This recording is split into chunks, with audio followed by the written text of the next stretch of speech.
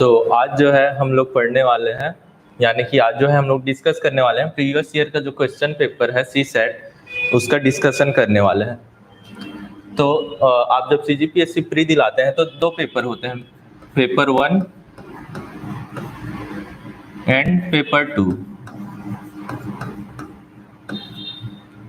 तो मैंने पहले जो स्टार्टिंग क्लास में थी उसमें आपको मैंने अच्छे से डिटेल में बताया है कि पेपर 1 में क्या आते हैं, क्या सिलेबस होता है, इंडिया का जो जनरल स्टडीज होता है, भारत का सामान्य अध्ययन होता है वो कैसे होता है, और छत्तीसगढ़ का सामान्य अध्ययन होता है वो कैसे होता है। ये सब चीज़ें जो है मैंने आपको पहले ही डिस्कस कर चुकी हैं। और इसमें जो है हमको रैंक लाना रहता है, अच्छे मार्क्स लाने होते हैं, ये मैंने बताया था।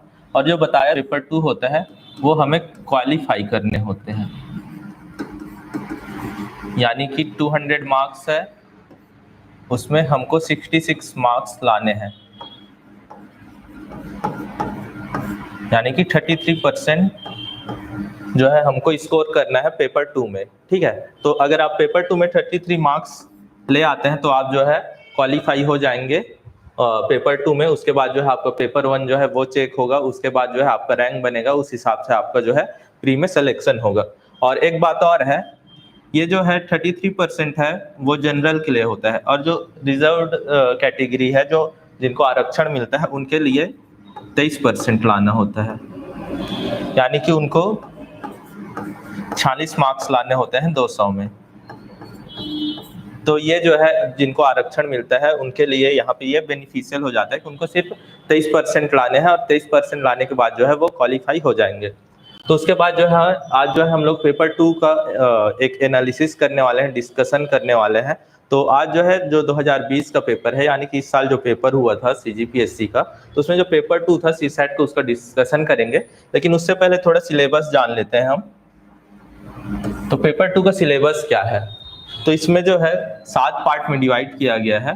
पहला जो है संचार कौशल सहित पारस्परिक कौशल है, यानी कि interpersonal skill including communicational skill. और दूसरा जो है वो है तार्किक तर्क और विश्लेषणात्मक क्षमता, यानी कि logical reasoning and analytical ability. उसके बाद है निर्णय निर्माण और समस्या निवारण, यानी कि decision making and problem solving. फिर है सामान्य मानसिक योग्यता, यानी कि जनरल मेंटल एबिलिटी। फिर उसके बाद है मूल संख्यात्मक कार्य, यानी कि बेसिक न्यूमेरिसी। और यहाँ पे ध्यान रखना है, ये जो है 5वां पार्ट है वो कक्षा 10वीं यानी कि 10th लेवल तक का पूछा जाता है। यानी कि जो है हमारा जो 10th तक हम पढ़ते हैं, जो सीजी बोर्ड है उसका बुक है 10th में, उसमें जो सिलेबस है वहां तक पूछा जाता है। वो जो लेवल है उससे ऊपर नहीं बढ़ाता है, ये बात आपको ध्यान में रखना है। फिर उसके बाद जो है लास्ट के 2 पार्ट है, 6वां 7वां, उसमें हिंदी और छत्तीसगढ़ी के क्वेश्चन पूछे जाते हैं, यानी कि भाषा के क्वेश्चन पूछे जाते हैं।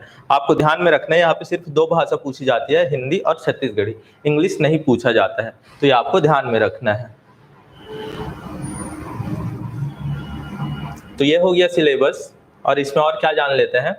तो ये जो क्वेश्चन है संचार कौशल जो है, कम्युनिकेशनल स्किल, इसमें क्या क्या पूछता है। तो जैसे आप कम्युनिकेशन के बारे में पढ़ेंगे, जब आप लोक प्रशासन पढ़ेंगे, पेपर 3 पढ़ेंगे, तो उसमें कम्युनिकेशन है, तो उसमें देखेंगे कि कम्युनिकेशन का अलग अलग लेवल होता है और स्टेजेज होते हैं।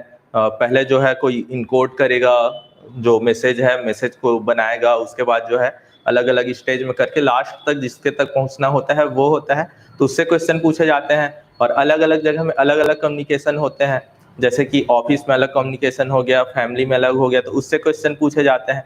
इसके अलावा कि कुछ कुछ बैरियर होते हैं, कुछ कुछ जो है कठिनाइयाँ आती हैं क्या बोलते हैं कम्युनिकेशन पहुंचाने में, तो उससे रिलेटेड क्वेश्चन पूछे जाते हैं। फिर उसके बाद जो है तार्किक तर्क और विश्लेषणात्मक क्षमता है, यानी कि logical reasoning and analytical ability. और इसके साथ हम लोग जनरल मेंटल एबिलिटी यानी कि पार्ट 2 और 4 को जोड़ के पढ़ेंगे, यानी कि ये जो है मेन रीजनिंग के अंदर आ जाता है। जब आप रीजनिंग पढ़ेंगे तो उसमें हम पढ़ेंगे ब्लड रिलेशन, यानी कि रक्त संबंध, इनकोडिंग डिकोडिंग, अलग करना, फाइंड आउट द ऑड्स जो अलग अलग है, नेक्स्ट नंबर पता करना, कोई नंबर सीरीज है उसमें आगे नंबर क्या आएगा, अलग अलग ऐसे जो क्वेश्चन होते हैं वो सब जो है हम लोग पार्ट 2 और पार्ट 4 में पढ़ेंगे, यानी कि ये जो है हम लोग रीजनिंग में पढ़ेंगे। उसके बाद जो है डिसीजन मेकिंग का क्वेश्चन है, यानी कि निर्णय निर्माण का। तो क्या होता है, इसमें कोई पैसेज दे दिया रहेगा, वो आगे चल के हम लोग पेपर में देखेंगे। तो पैसेज दे दिए रहेगा, उससे फिर आपके सामने कुछ समस्याएं रखेगा, तो उस समस्या का निवारण करना है हम लोग को सही डिसीजन लेना है। जो चार ऑप्शन रहेंगे उसमें से कौन सा सही डिसीजन होगा वो हमको करना है, उस प्रॉब्लम को सॉल्व करना है, तो वो डिसीजन मेकिंग के में आएगा। फिर उसके बाद जो है बेसिक न्यूमरेसी, तो इसमें जो है मैथ्स के क्वेश्चन पूछे जाएंगे। यहाँ पे आपको लिखा ही दिख रहा होगा सामान्य गणितीय कौशल, यानी कि यहाँ पे है नंबर एंड देयर रिलेशन, यानी कि नंबर का अलग अलग करना है। उसके बाद ऑर्डर ऑफ मैग्नीट्यूड वो पता करना है। फिर डाटा इंटरप्रिटेशन यहाँ पे लिखा है आंकड़ों की व्याख्या, चार्ट, रेखांकन, तालिका, अंकों की पर्याप्तता, यानी कि charts, graph, table, data sufficiency. तो ये जो है आपको ग्राफ जो है आपको ग्राफ मिल जाएगा, या फिर अलग टाइप के ग्राफ होंगे, बार ग्राफ, लाइन ग्राफ। तो उस ग्राफ के हिसाब से या फिर टेबल जो है आगे चल के देखेंगे, तो उस टेबल के हिसाब से हम लोग को क्वेश्चन जो है 3 या 4 या ज़्यादा से ज़्यादा 5 क्वेश्चन रहते हैं, वो सॉल्व करने रहते हैं।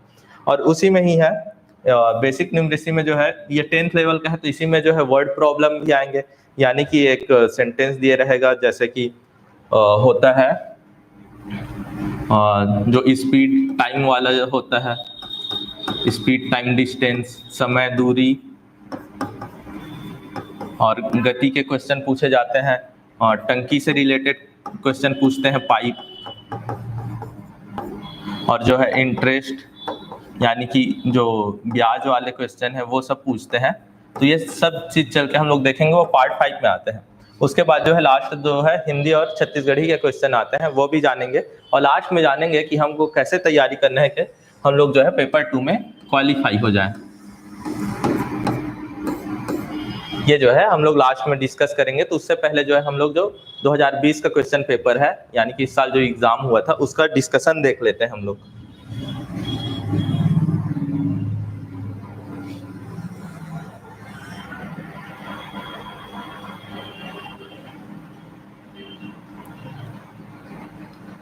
तो ये है 2020 के शुरू 4 क्वेश्चन है, यहाँ पे आप लोग देख सकते हैं। तो ये जो 4 क्वेश्चन है, ये जो है बेसिक न्यूमरेसी के क्वेश्चन है। आप लोग देख रहे होंगे जो पार्ट 4 था, सामान्य गणितीय कौशल, उससे क्वेश्चन पूछे गए हैं। और ये जो है सेट सी का क्वेश्चन है, पिछले बार का 2020 का क्वेश्चन है, CGPSC सी सेट सी का क्वेश्चन है। तो यहाँ पे आप देख रहे होंगे पहला क्वेश्चन जो है वो एलजेब्रा का क्वेश्चन है, यानी कि बीज गणित का क्वेश्चन है।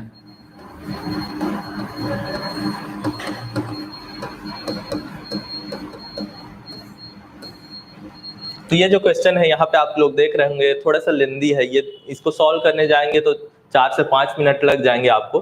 तो क्या करना है आपको, अगर ऐसे क्वेश्चन लेंदी लगते हैं और जो बाकी दूसरे बैकग्राउंड के हैं, जो मैथ्स बैकग्राउंड के नहीं है, तो वो क्या कर सकते हैं, इस क्वेश्चन को स्किप कर सकते हैं, नेक्स्ट क्वेश्चन पे जा सकते हैं। लेकिन उससे पहले आपको ये करना है कि जितने भी क्वेश्चन है, 100 क्वेश्चन है, तो आपको एक बार ओवरव्यू ले लेना है, कहाँ पे कौन से क्वेश्चन है, किस क्वेश्चन को आप पहले सॉल्व कर सकते हैं, किस क्वेश्चन को आपको बाद में सॉल्व करना चाहिए, किस क्वेश्चन को आप छोड़ सकते हैं इसलिए क्योंकि हमको सिर्फ क्वालिफाई करना है। तो अगर ये क्वेश्चन लेंदी है तो इसको हम लोग जो है छोड़ सकते हैं, स्किप कर सकते हैं, और जो बाकी है वो कैसे सॉल्व कर सकते हैं इसको। यहाँ पे 2 इक्वेशन है, दोनों साइड को आप जो है सिंप्लीफाई कर लें। उसके बाद जो है हम लोग को क्या निकालना है, हम लोग को क्वेश्चन में ध्यान देना है, इसको सॉल्व करने पूरा नहीं लग जाना है, हमको निकालना ये है। तो उसके बाद क्या करना है, हम लोग को दोनों साइड को सिंप्लीफाई कर लेना है, फिर उसके बाद दोनों साइड कंपेरिजन करना है, उसके बाद जो है ये वैल्यू हम लोग को मिल जाएगा।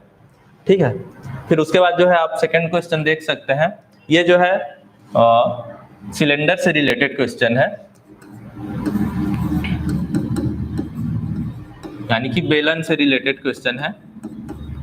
तो इस क्वेश्चन में आप देख सकते हैं यहाँ पे हम लोग को आयतन पूछा गया है और वर्ग पृष्ठ तल पूछा गया है, यानी कि कर्व्ड सरफेस एरिया पूछा गया है और वॉल्यूम पूछा गया है। तो ये जो है ये सब के बारे में हम लोग आगे पढ़ेंगे, और आपको जो है इन सब का फॉर्मूला पता होना चाहिए। तो अगर आप फॉर्मूला पता होंगे, या फिर जो फॉर्मूला का बेसिक होता है कि फॉर्मूला कैसे आता है वो भी पता है, तो ये जो है आपका निकल जाएगा, और ये रेशियो भी आपको पता चल जाएगा। फिर उसके बाद नेक्स्ट क्वेश्चन देख सकते हैं आप, ये ज्योमेट्री का क्वेश्चन है, यानी कि ज्यामिति का क्वेश्चन है। तो ये भी है, आपको जो है सिंपल, अगर आपको सिंपल बेसिक पता है, आपको बेसिक कॉन्सेप्ट पता है ज्योमेट्री का, तो ये भी सॉल्व हो जाएगा। हम लोग को बाइसेक्टर पता करना है, द्विभाजक पता करना है, तो उसका सिंपल फॉर्मूला होता है और उसके थ्रू ये निकल जाएगा। फिर उसके बाद जो है आप नेक्स्ट क्वेश्चन देख सकते हैं, चौथा, ये टाइम एंड वर्क का क्वेश्चन है।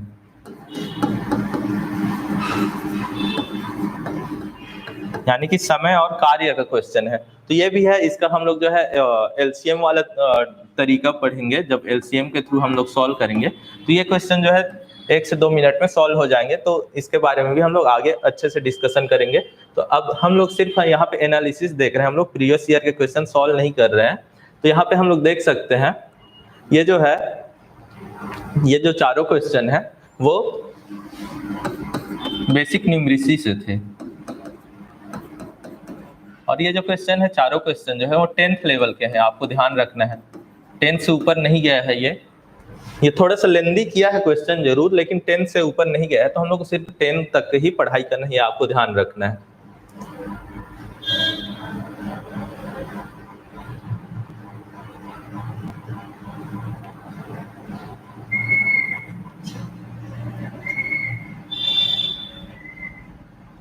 उसके बाद जो नेक्स्ट क्वेश्चन है, यहाँ पे 2 क्वेश्चन का दिया गया है, उसका एक का क्या बोलते हैं निर्देश दिया गया है। तो आपको क्वेश्चन पेपर जब सॉल्व करें तो उस समय ये भी ध्यान रखना है कि आपको जो है इसको अच्छे से पढ़ना है। आपको जो भी निर्देश दिए जाते हैं उसको अच्छे से पढ़ना है, उसके बाद सॉल्व करना है। क्या होता है, कई लोग जो है निर्देश बिना पढ़े मेन क्वेश्चन सॉल्व करना शुरू कर देते हैं, वैसे में गलती हो जाता है। तो हमको उस गलती से बचना है, तो पहले हम लोग को निर्देश पढ़ लेना है। जैसे कि इसमें है, each of the question given below consist of a number followed by 3 statement. You have to study the question and the statements and decide which of the statement is are necessary to answer the question. यानी कि नीचे दिए गए प्रश्नों में प्रत्येक प्रश्न में 3 कथन शामिल है। आपको प्रश्न और कथनों का अध्ययन करना होगा और यह तय करना होगा कि प्रश्न का उत्तर देने के लिए कौन सा या से कथन आवश्यक है। तो आपको जो है पहले इन 3 स्टेटमेंट को पढ़ना है, दोनों में बोला जा रहा है। उसके बाद इन तीनों स्टेटमेंट से जो हम लोग को क्या बोलते हैं मिलेगा, उसके बाद जो है ये 3 स्टेटमेंट हैं, तो उस हिसाब से जो हम लोग को सॉल्व करना है कि इसमें से कौन सा जो है सही होगा। यानी कि इन 3 स्टेटमेंट में किस किस का हम लोग को यूज करके जो है बाकी जो है हम लोग सॉल्व कर सकते हैं। तो यहाँ पे है, आप लोग देख सकते हैं, जो पहला क्वेश्चन है 5th क्वेश्चन है, उसमें जो है 5 वर्ष पूर्व अर्णव की उम्र उसके बेटे के उम्र के समय से दुगनी थी। एक स्टेटमेंट पता चल रहा है, जिसमें जो है रिलेशन पता चल रहा है अर्णव की एज की और उसके बेटे की एज की। फिर उसके बाद जो है दूसरा है, उसमें दोनों के वर्तमान है, यानी कि अभी जो उम्र है उन दोनों का रेशियो पता चल रहा है, अनुपात पता चल रहा है। फिर उसके बाद जो है आगे 5 वर्ष के हिसाब से बताया जा रहा है। तो उसके बाद क्या बोलते हैं, हम लोग को अर्णव की क्या बोलते हैं उम्र पता करना है। तो क्या बोलते हैं, हम लोगों ने क्वेश्चन में पढ़ा कि हम लोग को क्या करना है, हम लोग को जो नेसेसरी है, मतलब किन किन स्टेटमेंट से हम लोग को पता चल जाएगा वो बताना है। तो यहाँ पे देख सकते हैं कि शुरू 2 स्टेटमेंट से ही हम लोग को जो है 2 इक्वेशन मिल जाएंगे, 2 समीकरण मिल जाएंगे, और यहाँ पे 2 वेरिएबल है।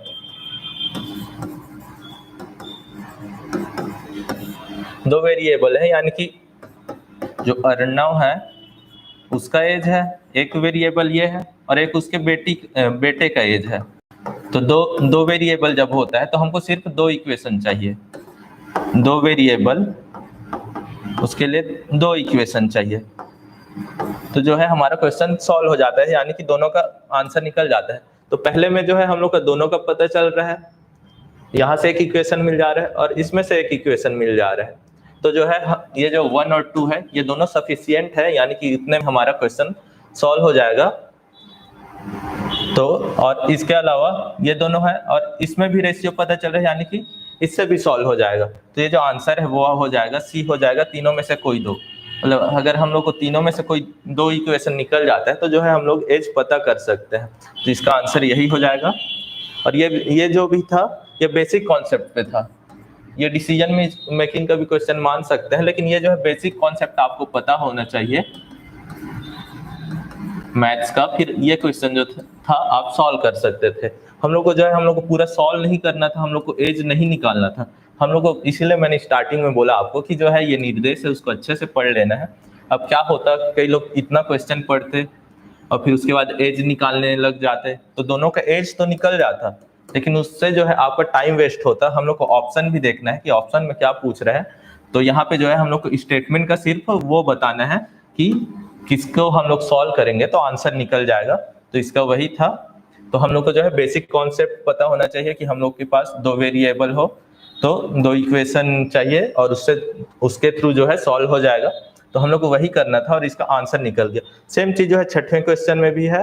तो छठवें क्वेश्चन को भी वैसे ही करना है। यहाँ पे जो है एक तो बोट का स्पीड है और वाटर का स्पीड है, तो हम लोग को जो है स्पीड निकालना है दोनों का। तो उसी तरह से हम लोग को जो है दो यहाँ पे दो वेरिएबल है, तो यहाँ पे भी दो इक्वेशन चाहिए और उस हिसाब से हमारा जो है इसका भी आंसर आ जाएगा।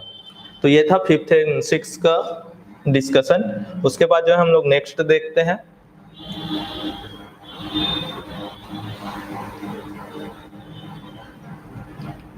तो नेक्स्ट जो है आप यहाँ पे देख सकते हैं, ये एक पाई चार्ट है।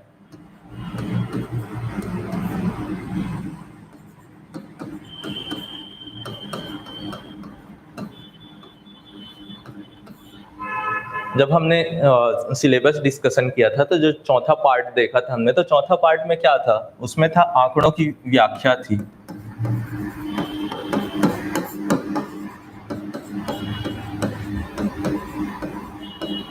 यानी कि डाटा इंटरप्रिटेशन, जिसको हम लोग शॉर्ट फॉर्म में डीआई बोलते हैं।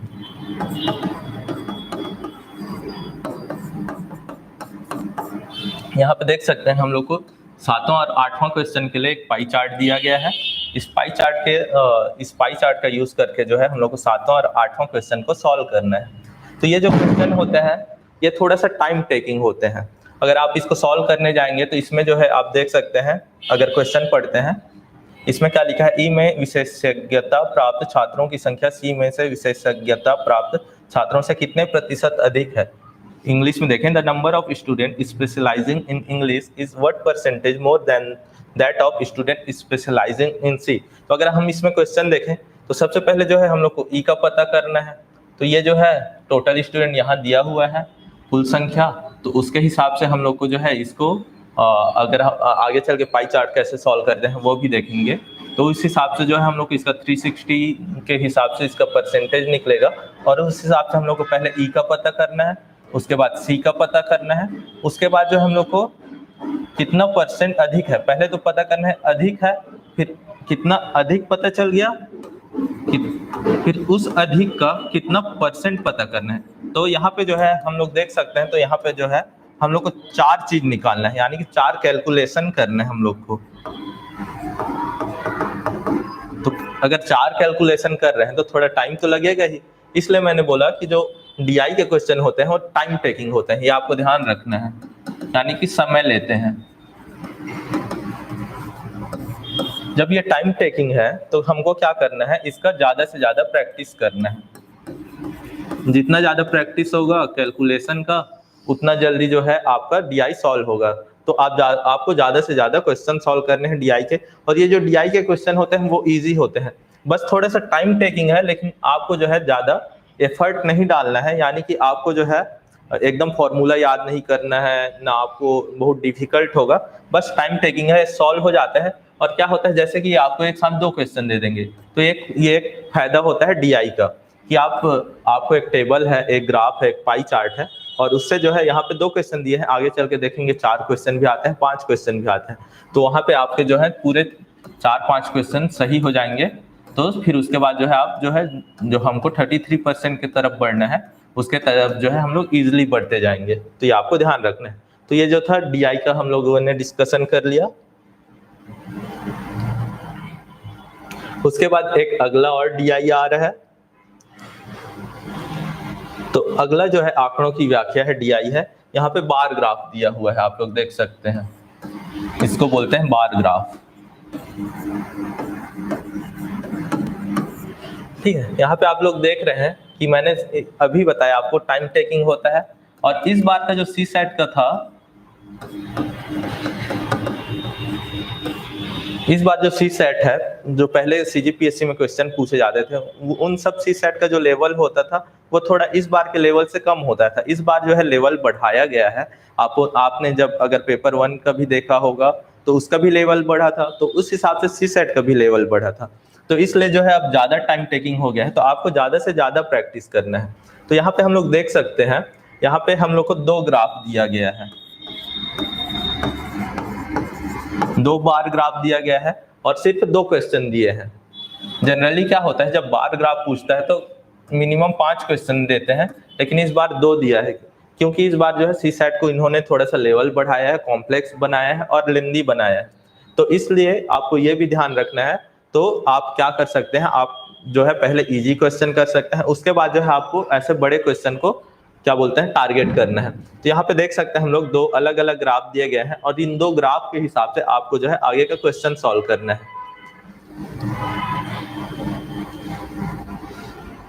तो देख सकते हैं यहाँ पे 2 ग्राफ दिए गए हैं और यहाँ पे देख रहे हैं हम लोग कि विद्यालय सी के लड़कों की संख्या उस विद्यालय के कुल विद्यार्थियों का कितना प्रतिशत है।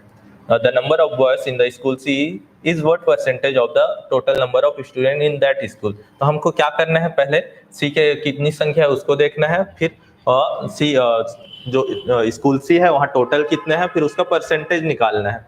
तो वो करना था हमको, तो इसके लिए दोनों ग्राफ का यूज करना पड़ता। सेम वैसे 10th के लिए है, जो 10वां क्वेश्चन है उसके लिए। तो यहाँ पे जो है क्वेश्चन आपका थोड़ा लेंदी हो जा रहा है, टाइम टेकिंग हो जा रहा है। तो आप क्या कर सकते हैं, पहले जो है लैंग्वेज के क्वेश्चन जो है उसको आगे देखेंगे, उसको आप सॉल्व कर सकते हैं, उसके बाद जो है आप इसमें आ सकते हैं।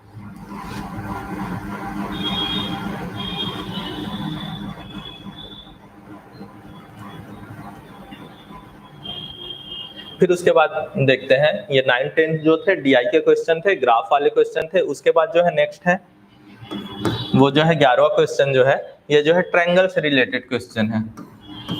ठीक है, तो ये जो है हम लोग आगे चल के पढ़ेंगे। तो हम लोग को जो है पूरा जो शेप है, पहले 2D शेप पढ़ेंगे, जिसमें कि ट्रायंगल आ जाएगा, यानी कि त्रिभुज आ जाएगा, वर्ग आ जाएगा, आयत आ जाएगा, स्क्वायर, रेक्टेंगल, रोम्बस, पैरेललोग्राम, ये सब पढ़ेंगे। उसके बाद जो है हम लोग 3D में जाएंगे। तो 3D का एक क्वेश्चन पहले आया हुआ था, सिलेंडर का क्वेश्चन, तो वो सब पढ़ेंगे। तो सिलेंडर का देखा था हमने, बेलन।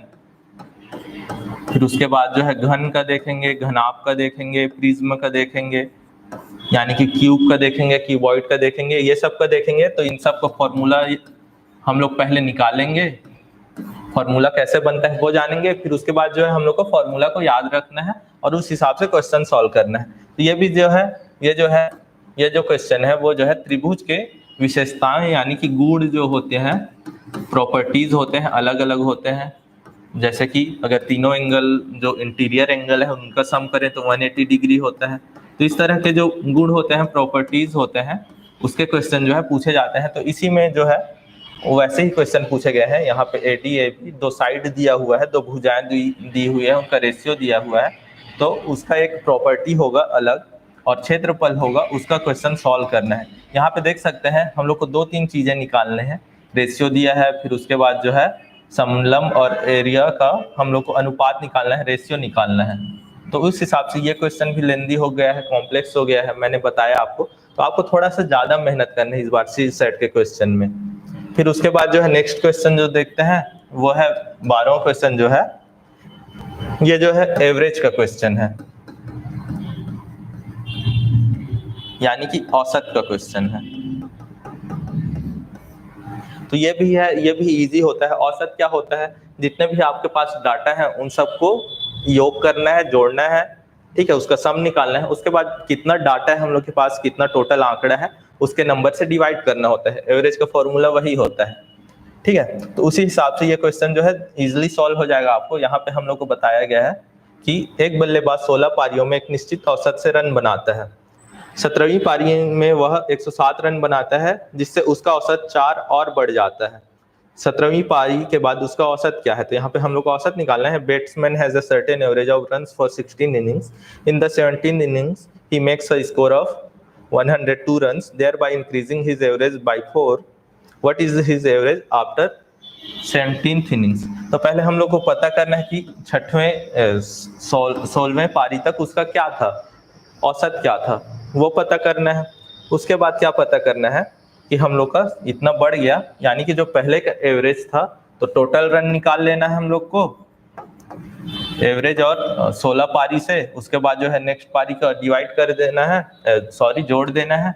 उसके बाद जो है और हम लोग को एक नया औसत मिल जाएगा, वो 4 से है, तो यानी कि इक्वेशन बन जाएगा बाद में, और उस इक्वेशन से आंसर इसका निकल जाएगा। ठीक है।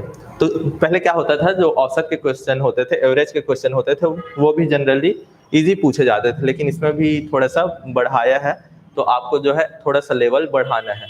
ये क्वेश्चन जो है सब 10 तक के ही, 10 तक के सिलेबस के ही है, बस लेवल थोड़ा सा बढ़ा है, ये आपको ध्यान रखना है। थोड़ा सा लेंदी हुआ है और टाइम टेकिंग हुआ है।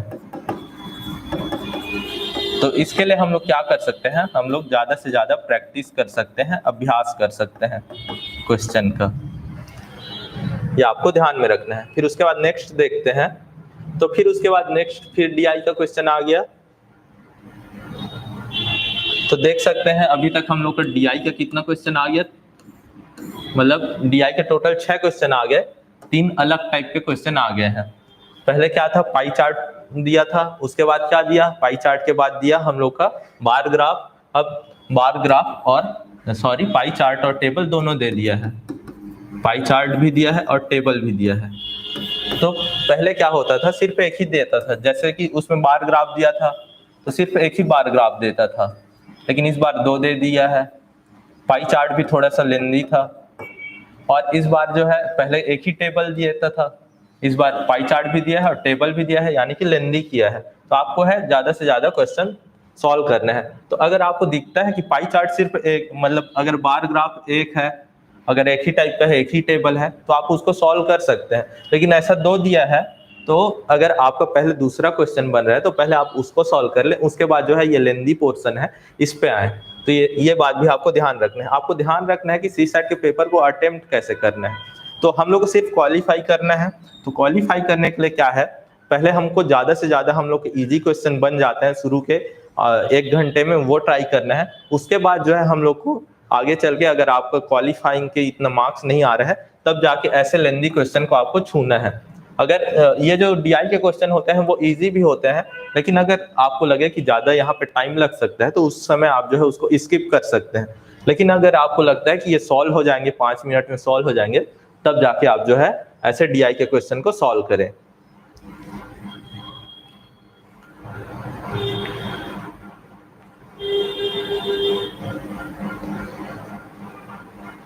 उसके बाद जो है अभी तक हमने क्वेश्चन देखा था, अभी तक जितने भी क्वेश्चन थे वो पार्ट 4 जो हम लोग सिलेबस में देखे थे, बेसिक न्यूमरेसी, जो गणित के क्वेश्चन थे, वो क्वेश्चन पूछे जा रहे थे।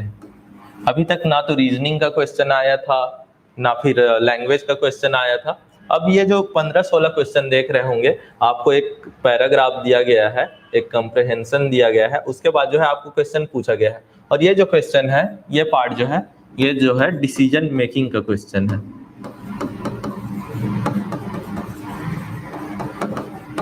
यानी कि ये जो क्वेश्चन है वो निर्णय निर्माण का, कि आपके पास प्रॉब्लम रख दिया गया है इस पैराग्राफ के थ्रू, आपके सामने एक प्रॉब्लम दे दिया गया है, समस्या दे दिया गया है, अब आपको डिसीजन लेना है। आपको समस्या पता चल गई अगर आप इसको पढ़ेंगे, और उस हिसाब से हमको डिसीजन लेना है, और उसके बाद जो है हम लोग को उस समस्या का निवारण करना है, यानी कि सॉल्व करना है। तो जैसे इसको सॉल्व करके देखते हैं। आपके वरिष्ठ अधिकारी ने आपको 2 दिन के भीतर एक विषय पर एक प्रस्तुति देने के लिए कहा है। आप आधी रात तक जगकर इसे समाप्त कर लेते हैं, फिर भी वास्तविक प्रस्तुति के दौरान आपका अधिकारी निराश हो जाता है और आपको फटकार लगाता है। आपकी प्रतिक्रिया क्या होगी? इंग्लिश में देखते हैं। Your superior has asked you to give a presentation on a topic within 2 days. You burn the midnight oil and manage to finish it. However, during actual presentation, your superior is disappointed and rebukes you for the work done. What will be your reaction? तो यहाँ पे क्या है कि आपको presentation बनाने के लिए बोला गया था आपके जो सीनियर है उन्होंने, लेकिन आप जो है रात भर जग के बनाए और फिर भी आपको जो है उनका पसंद नहीं आया। तो उसके बाद हम लोग ऑप्शन देखेंगे, तुरंत जगह छोड़ देंगे, लीव द प्लेस इमीडिएटली, यानी कि आपको थोड़ा सा अच्छा नहीं लगा और जो है आप छोड़ के चले जा रहे हैं, तो ये जो है आपका सही डिसीजन नहीं हो सकता। हमको कभी भी ऐसे डिसीजन नहीं लेने चाहिए, हमको इंस्टेंट डिसीजन, तो ये अलग हो जाएगा। नौकरी से इस्तीफा दे देंगे, रिजाइन फ्रॉम द जॉब, ये भी नहीं करना चाहिए, क्योंकि हम क्या बोलते हैं, हमने अपना किया था ट्राई, डांटा, लेकिन ऐसा नहीं है कि हमको फिर से मेहनत नहीं करनी चाहिए। तो जो है हमको फिर से मेहनत करनी चाहिए, तो ये डिसीजन भी गलत हो जाएगा। उसके बाद देखेंगे, प्रतिक्रिया करेंगे और अधिकारी पर चिल्लाएंगे, react and shout at superior, तो ये तो सबसे गलत डिसीजन है, हमको कभी ऐसा करना ही नहीं चाहिए, तो ये भी गलत हो जाएगा। फिर उसका जो है ये तीनों गलत हो गया, तो वैसे में लास्ट ही सही होगा, तो इसको भी देख लेते हैं। फीडबैक मांगेंगे और आश्वस्त करेंगे कि आपकी त्रुटियों को ठीक कर लेंगे, ask for feedback and assure you will rectify the errors. तो सही डिसीजन यही होता है कि जो है हम लोग अपना क्या गलती हुआ वो पूछ सकते हैं, उनसे फीडबैक ले सकते हैं, उसके बाद जो है हमारी गलतियों को सुधार सकते हैं। तो ये जो था डिसीजन मेकिंग के क्वेश्चन थे। तो आपको इन्हीं सभी बातों पे ध्यान देना है कि हम लोग कैसे सॉल्व कर सकते हैं। तो इसको आपको अच्छे से पढ़ना है। उसके बाद जो है हम लोग ऐसे ऑप्शन हटा के भी सॉल्व कर सकते हैं, और ऐसे जो डिसीजन मेकिंग के क्वेश्चन होते हैं, आप यहाँ पे देख सकते हैं, ये क्वेश्चन जो था वो इजी था, तो आप जो है ऐसे क्वेश्चन को पहले सॉल्व कर सकते हैं। जो बाकी आपके मैथ्स के क्वेश्चन थे, क्या होता है, दूसरे बैकग्राउंड के हैं, जो कॉमर्स है, बायो है, उनसे मैथ्स नहीं बनता है, आर्ट्स बैकग्राउंड के, तो आप जो है ऐसे क्वेश्चन को पहले सॉल्व कर सकते हैं। अगला भी वैसे ही है, आपके यहाँ पे भी आपको एक प्रॉब्लम दिया गया है और 4 उसके क्या बोलते हैं सॉल्व करने का जो निवारण है वो दिया गया है, तो आपको इन चारों में से चुनना है। तो इसको आपको ध्यान से पढ़ना है इसको, फिर उसके बाद उस हिसाब से आपको डिसीजन लेना है। तो ये जो डिसीजन है एक कैसा आइडियल सिचुएशन हो सकता है, मतलब हमारा आइडियल डिसीजन क्या हो सकता है, आदर्श डिसीजन क्या हो सकता है, हम लोग को क्या करना चाहिए, हम क्या करेंगे वो नहीं है, हमको क्या करना चाहिए, यानी कि क्या ऐसा सिचुएशन में सबसे बेस्ट डिसीजन क्या हो सकता है वो हमको लेना होता है। तो ये था डिसीजन मेकिंग के क्वेश्चन।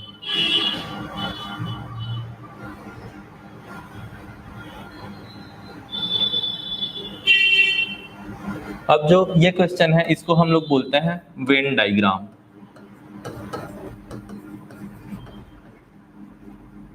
तो ये जो वेन डायग्राम का क्वेश्चन है, इसका एक फॉर्मूला होता है, वो जो है हम लोग आगे की क्लासेस में डिस्कस करेंगे, और उस हिसाब से जो है हमारा ये सॉल्व हो जाएगा। तो ये क्वेश्चन होते हैं, ये भी इजी होते हैं, थोड़ा सा टाइम टेकिंग होता है, ज़्यादा नहीं होता है, लेकिन थोड़ा सा टाइम टेकिंग होता है। आपको फॉर्मूला आना चाहिए और कॉन्सेप्ट लगाना आना चाहिए, तो ये क्वेश्चन भी सॉल्व हो जाएगा।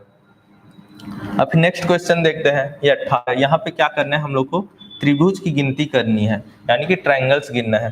तो क्या होता है जनरली, कैसे कई लोग गिनते हैं, जो स्टार्टिंग में सॉल्व करने होते हैं इसको गिनने लग जाते हैं, इसको गिन तो लिए, फिर उसके बाद जो और बड़े ट्रायंगल होते हैं, जैसे कि 1 2 है और यहाँ पे एक ट्रायंगल ये बन रहा है, उसके बाद अलग से ट्रायंगल ये बन रहा है, तो उस हिसाब से जो है अलग अलग ऐसे ट्रायंगल बनते हैं, जैसे कि यहाँ पे भी देख सकते हैं। तो हम लोग को ओवरऑल सभी ट्रायंगल को कैलकुलेट करना होता है, तो इसका एक अलग से ट्रिक भी होता है, तो उस ट्रिक से भी आप सॉल्व कर सकते हैं। और इसके अलावा ट्रिक के अलावा जो है आप लोग काउंट भी कर सकते हैं। तो ये जो है रीजनिंग के क्वेश्चन में आ जाता है, ये जनरल मेंटल एबिलिटी था उसके अंदर भी आ जाता है, तो ये भी आपको ध्यान रखना है। तो हम लोग क्या करेंगे, पार्ट 2 एंड जो पार्ट 4 है, जो कि रीजनिंग था, logical reasoning and analytical ability, और जो जनरल मेंटल एबिलिटी था, तो दोनों को साथ में लेके चलेंगे, तो दोनों को हम लोग रीजनिंग बोलेंगे। तो ये जो क्वेश्चन था वो रीजनिंग का क्वेश्चन है, ये जो है आप इजीली सॉल्व कर सकते हैं। आप काउंट करते जाएंगे, तो जब एक पॉइंट के बाद जो है ऐसा नंबर आ जाएगा कि इससे मान के चलो ज्यादा हो जा रहा है, तो उस हिसाब से आपका जो है ऑप्शन जो है वहीं पे सही हो जाता है, तो उस हिसाब से ये क्वेश्चन भी सॉल्व हो जाएगा। तो ये रीजनिंग का क्वेश्चन था। तो अभी तक हमने 2 डिसीजन मेकिंग के क्वेश्चन देख लिए हैं, एक रीजनिंग के क्वेश्चन और मैथ्स के क्वेश्चन। ये जो है रेशनल नंबर से रिलेटेड क्वेश्चन है, यानी कि परिमेय संख्या से रिलेटेड क्वेश्चन है। जो कि बेसिक मैथ्स का क्वेश्चन है। तो यहाँ पे जो है हम लोग को सबसे बड़ा है वो पता करना है। तो इसका दो तरीका होता है, जैसे ये जो है हम लोग को अनुपात बटे में दिया है रेशनल नंबर में, ठीक है। तो इसको जो है हम लोग डेसिमल में चेंज कर सकते हैं, यानी कि दशमलव में चेंज कर सकते हैं, या तो दशमलव में चेंज कर सकते हैं, या फिर इन सब का जो नीचे का है उसको हम लोग एक ला सकते हैं, यानी कि एलसीएम निकाल के सेम कर सकते हैं, और उस हिसाब से फिर जो है हम लोग को बड़ा पता चल जाएगा। तो ये जो है इजीली सॉल्व हो जाएगा। ये जो है ऐसे क्वेश्चन जो है लगभग सभी एग्जाम में पूछे जाते हैं, तो ये जो है आपसे बनना चाहिए। तो इसका भी हम लोग पढ़ेंगे, जब आगे की क्लास करेंगे तो इसके बारे में पढ़ेंगे। तो ये जो है आपसे इजीली सॉल्व हो जाएगा। उसके बाद जो है 20 क्वेश्चन जो है, the smallest number which should be added to 7 5 6 8 9 6 so as to obtain a multiple of 11 will be।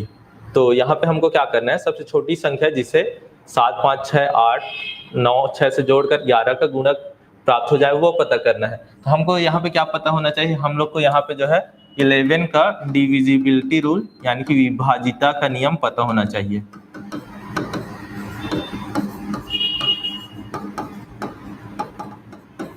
ठीक है, तो इससे आपका ये सॉल्व हो जाएगा। तो इसके बारे में जो है हम लोग नेक्स्ट क्लास में पढ़ेंगे। जो स्टार्टिंग है बेसिक जो होता है, नंबर क्या होता है, नंबर के अलग अलग क्या पार्ट होते हैं, नंबर क्या होते हैं, और विजिबिलिटी डिविजिबिलिटी रूल क्या होता है वो पढ़ेंगे। तो उससे जो है ये सॉल्व हो सकते हैं। तो ये जो दोनों क्वेश्चन है इसको जो है आप पहले अटेम्प्ट कर सकते हैं, आपको बेसिक कॉन्सेप्ट पता है तो जो डीआई के क्वेश्चन है उससे पहले आप इन दोनों क्वेश्चन को सॉल्व कर सकते हैं। उसके बाद जो है यहाँ पे लाभ हानि का क्वेश्चन आ गया है, यानी कि प्रॉफिट एंड लॉस का क्वेश्चन है। तो इसका भी सिंपल फॉर्मूला होता है, थोड़ा सा आपको बेसिक कॉन्सेप्ट पता होना चाहिए, फिर ये जो है ये क्वेश्चन भी हो जाता है। और कभी कभी क्या होता है ऐसे क्वेश्चन में जो है हम लोग ऑप्शन से भी सॉल्व कर सकते हैं। तो उसके बारे में भी जो है हम लोग नेक्स्ट क्लास में डिस्कस करेंगे। फिर यहाँ पे आप देख सकते हैं, यहाँ पे जो है डिस्टेंस और टाइम का क्वेश्चन, डिस्टेंस स्पीड टाइम का क्वेश्चन है, यानी कि समय दूरी और गति का क्वेश्चन है। तो उससे भी इसका भी कॉन्सेप्ट इजी है, तो इसको भी हम लोग इजीली सॉल्व कर सकते हैं। तो इसको भी कैसे सॉल्व करना है उसका हम लोग जब ये टॉपिक आएगा तब पढ़ेंगे। तो अभी तक हमने देख लिया कि अभी फिर से मैथ्स के क्वेश्चन आ गए, रीजनिंग के क्वेश्चन आए थे, डिसीजन मेकिंग के क्वेश्चन आए थे, उसके बाद फिर से मैथ्स का क्वेश्चन आ गया, फिर यहाँ पे फिर मैथ्स का क्वेश्चन आ गया। अब जो क्वेश्चन है वो एचसीएफ का है, महत्तम समापवर्ग का क्वेश्चन है। तो इसमें जो है हम लोग को निकालना है, ये थोड़ा लेंदी है, आप यहाँ पे देख सकते हैं। पहले इन तीनों का निकालना है, फिर तीनों का निकालना है, उसके बाद पता करना है कि बड़ा कौन है। फिर उसके बाद जो नेक्स्ट है वो मिक्सचर का क्वेश्चन है। तो पहले हम लोग मिक्सचर का कॉन्सेप्ट समझेंगे, पहले मिश्रण का क्वेश्चन है। तो पहले इसका कॉन्सेप्ट समझेंगे, फिर उसके बाद इसका जो हमारा शॉर्टकट ट्रिक होता है वो भी पता करेंगे, फिर उसके बाद इसको जो है हम लोग कैसे सॉल्व कर सकते हैं वो जानेंगे। तो कितना जल्दी से जल्दी सॉल्व कर लेंगे उसके बारे में भी हम लोग आगे की क्लास में डिस्कस करेंगे। उसके बाद जो है यहाँ पे फिर से अनुपात का क्वेश्चन आ गया है, रेशियो का क्वेश्चन आया है, इसके बारे में भी हम लोग डिस्कस करेंगे। तो अभी तक हमने देखा कि फिर से जो है मैथ्स के क्वेश्चन आए, यानी कि बेसिक न्यूमरेसी की क्वेश्चन है। और ये सभी जो है आप लोग जो है 10th लेवल में पढ़ेंगे। अगर आप लोग 9th 10th की जो सीजी बोर्ड की बुक है उसका सिलेबस देखेंगे तो ये जो दोनों क्वेश्चन है वो वहीं से पूछे गए हैं। तो ऐसा नहीं है कि क्या बोलते हैं बहुत ज्यादा कठिन पूछ रहे हैं, बस थोड़ा सा लेंदी कर रहा है, थोड़ा सा टाइम टेकिंग कर रहा है, बाकी ये सभी क्वेश्चन जो है आपसे बन जाएंगे।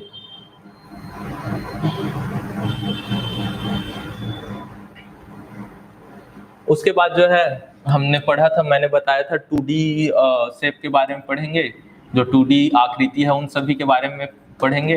तो ये जो है यहाँ पे फिर से आयत के बारे में पूछा गया है, रेक्टेंगुलर पार्क के बारे में पूछा गया है। तो उसका जो क्या बोलते हैं एरिया है, क्षेत्रफल है, उसके बारे में पढ़ेंगे, उसका फॉर्मूला क्या होता है, कैसे हम लोग पता करते हैं, क्षेत्रफल कैसे निकालते हैं, क्षेत्रफल क्या होता है, परिमाप क्या होता है, उसके बारे में पढ़ेंगे। तो ये भी इजीली सॉल्व हो जाएगा। तो यहाँ पे थोड़ा सा यहाँ पे भी लेंदी किया है, यहाँ पे लंबाई को बढ़ाया है परसेंटेज में, फिर उसके बाद जो है एरिया कितना बढ़ जाएगा वो पूछा है। तो ये भी थोड़ा सा लेंदी है, लेकिन आपका अगर प्रैक्टिस रहे तो ये भी इजीली सॉल्व हो जाएगा। फिर उसके बाद जो नेक्स्ट क्वेश्चन है वहाँ यहाँ पे बॉक्स लिखा है, तो यहाँ पे आपको ध्यान देना है। यहाँ पे पार्क था तो 2D शेप था, अब यहाँ पे बॉक्स लिखा तो ये 3D शेप हो जाएगा। जैसे कि कोई पेपर लेते हैं आप लोग, तो जो पेपर होता है उसका एक लंबाई चौड़ाई होता है, तो 2D शेप होता है। लेकिन अगर आप बॉक्स लेंगे तो उसमें लंबाई चौड़ाई के साथ साथ ऊंचाई भी आ जाता है, यानी कि लेंथ ब्रेड्थ के साथ उसका हाइट भी आ जाता है, तो वो 3D शेप हो जाता है।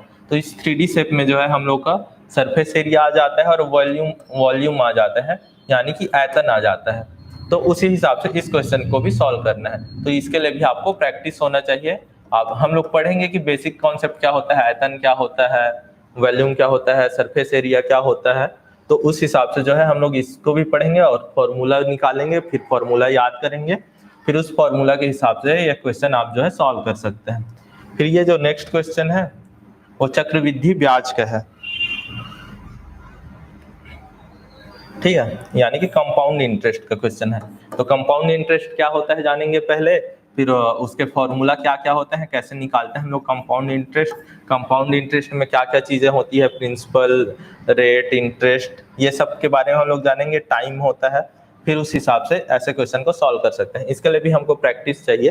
तो ये जो हम लोग सी सेट का कर रहे हैं ना, सी सेट के लिए हमको ज्यादा से ज्यादा प्रैक्टिस चाहिए। तो प्रैक्टिस के लिए क्या कर सकते हैं हम लोग, प्रैक्टिस के लिए जो है हम लोग प्रीवियस ईयर के क्वेश्चन सॉल्व कर सकते हैं।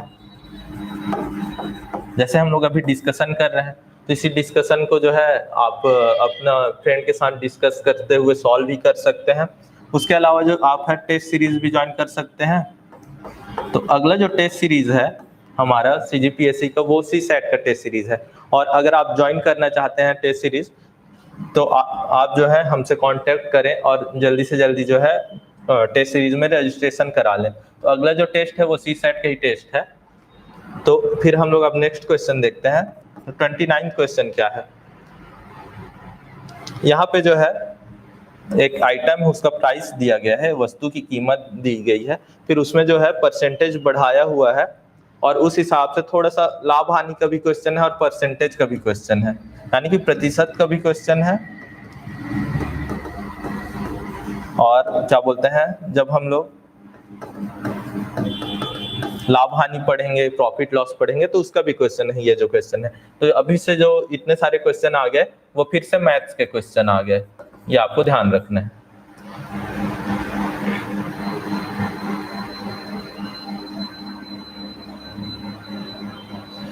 तो फिर से उसके बाद जो है मैंने स्टार्टिंग में बताया था पाइप के बारे में पढ़ेंगे। पाइप, टैंक, यहाँ पे देख सकते हैं 2 पाइप ए और बी क्रमशः 40 और 48 मिनट में एक टैंक भर सकते हैं, और एक वेस्ट पाइप प्रति मिनट 5 गैलन खाली कर सकता है। एक साथ तीनों पाइप खोल देने पर टैंक 30 मिनट में भर सकता है। टैंक की क्षमता क्या है, यानी कि हमको कैपेसिटी पता करना है। 2 pipes A and B can fill a tank in 40 and 48 minutes respectively, and a waste pipe can empty 5 gallons per minute. All the 3 pipes working together can fill a tank in 30 minutes, the capacity of tank। तो ये जो है question जो है आपको हम लोग पहले बेसिक कॉन्सेप्ट पढ़ेंगे, उसके बाद जो है ये इजीली सॉल्व हो जाता है। जो LCM का रूल होता है, LCM के तरीके से करेंगे तो ये जो है आपका जो है 2 मिनट के अंदर या 1 मिनट के अंदर भी सॉल्व हो जाएगा, जो मतलब स्टार्टिंग में। उसके बाद जो है आप सॉल्व करते जाएंगे तो ये जो है 1 मिनट के अंदर में सॉल्व हो जाएगा। तो ये क्वेश्चन भी जो है मैथ्स का क्वेश्चन है और पाइप एंड टैंक का क्वेश्चन है। उसके बाद जो नेक्स्ट क्वेश्चन है, एक व्यक्ति 15,400 रुपए में 5 मेजें और 9 कुर्सियां खरीदता है। वह मेज को 10% और कुर्सियों को 20% लाभ पर बेचता है। यदि सभी मेजें और कुर्सियों को बेचकर इतना लाभ होता है तो 7 कुर्सियों का लागत मूल्य क्या है। तो यहाँ पे फिर से प्राइस, प्रॉफिट लॉस, यानी कि लाभ हानि का क्वेश्चन आ गया है। यानी कि अभी तक 2 से 3 क्वेश्चन इसके आ गए हैं, लगभग 3 क्वेश्चन आ गए हैं। तो फिर से मैथ्स के क्वेश्चन पूछे गए हैं, तो आपको इसमें भी जो है प्रैक्टिस करना है। इसका जो कॉन्सेप्ट है वो हम लोग अच्छे से समझेंगे। फिर उसके बाद जो नेक्स्ट क्वेश्चन है, यहाँ पे हम लोग देख सकते हैं, ये फिर से अलजेब्रा का क्वेश्चन है, यानी कि बीजगणित का क्वेश्चन है। यहाँ पे भी हम लोग को 1-2 इक्वेशन दिया है और ये तीसरा इक्वेशन है, उसका वैल्यू पता करना है। तो यहाँ पे हम लोग देख सकते हैं 3 वेरिएबल है, तो इससे जो है हम लोग को ए और बी का तो वैल्यू पता नहीं चलेगा। तो हम लोग को ऐसा कुछ लाना है कि हम लोग को इस फॉर्म में लाना है। तो अगर इस फॉर्म में आ गया, इन दोनों इक्वेशन को हम लोग को इस फॉर्म में लाना है और उसके बाद जो है हमारा ये जो है वैल्यू पता चल जाएगा। तो यहाँ पे जो है हम लोग को इसको सॉल्व करने का भी तरीका हम लोग जानेंगे। इसमें क्या करना है हम लोग को क्या बोलते हैं, ऐसे फॉर्म पता करना है इसमें, और इक्वेशन कैसे सॉल्व करते हैं उसके बारे में जानेंगे, और इससे जो है ये भी सॉल्व हो जाएगा। फिर नेक्स्ट क्वेश्चन देखते हैं। तो अभी तक मैथ्स के क्वेश्चन आए थे, रीजनिंग के एक ही क्वेश्चन आए थे, और डिसीजन मेकिंग यानी कि निर्णय निर्माण का दो क्वेश्चन आए थे। अब ये जो नेक्स्ट क्वेश्चन है ये रीजनिंग का क्वेश्चन है। यहाँ पे आप देख सकते हैं नंबर दिया है और हम लोग को नेक्स्ट नंबर पता करना है। तो इन सभी इन चारों नंबर है उनके बीच एक रिलेशन होगा, एक संबंध होगा, और उसी संबंध के हिसाब से हम लोग को नेक्स्ट नंबर पता करना होता है। तो रीजनिंग भी हम लोग पढ़ेंगे, और रीजनिंग जो है कंपेयर करें दूसरे हिसाब से तो इजी होता है। मैथ्स के मुकाबले ये इजी होता है उसके कंपैरिजन में। तो इसका जो है हम लोग रीजनिंग पे भी फोकस करेंगे। तो हम लोग क्या कर सकते हैं, हम लोग लैंग्वेज के क्वेश्चन सॉल्व कर सकते हैं, फिर उसके बाद रीजनिंग के क्वेश्चन सॉल्व कर सकते हैं, और बीच में अगर डिसीजन मेकिंग के कुछ क्वेश्चन रहे तो उसको भी सॉल्व कर सकते हैं। फिर उसके बाद जो हम लोग मैथ्स के पोर्शन में जा सकते हैं। फिर उसके बाद हम लोग नेक्स्ट क्वेश्चन देखते हैं। 4 letter cluster have been given, out of which 3 are alike in some manner while 1 is different. Select the odd letter cluster. 4 अक्षर समूह दिए गए हैं जिनमें से 3 किसी प्रकार समान है जबकि एक अलग है। उस अलग अक्षर समूह को ज्ञात कीजिए। तो क्या करना है हमको, 4 दिए गए हैं, इन चारों में से 3 सेम है बोल रहा है और एक अलग है। तो ये भी जो है रीजनिंग का क्वेश्चन है। तो रीजनिंग में कैसे क्वेश्चन आ रहे हैं आप देख सकते हैं, ये इजी है। आपको बस जो है अलग फाइंड करना है। तो हमको एक रिलेशन पता करना है, तो हमको जो है अल्फाबेट का ऑर्डर पता होना चाहिए, वो कौन कौन से नंबर में है वो पता होना चाहिए, रिलेशन निकालने आना चाहिए। तो ये क्वेश्चन भी आपसे सॉल्व हो जाएगा।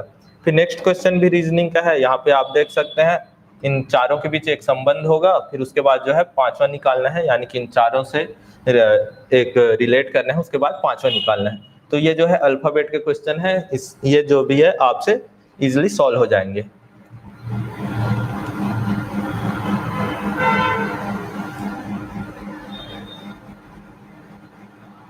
फिर उसके बाद जो है यहाँ पे एक पैसेज दिया गया है, एक इंस्ट्रक्शन दिया गया है, उसके बाद जो है इन दोनों को सॉल्व करना है। तो ये क्वेश्चन भी जो है रीजनिंग का क्वेश्चन है।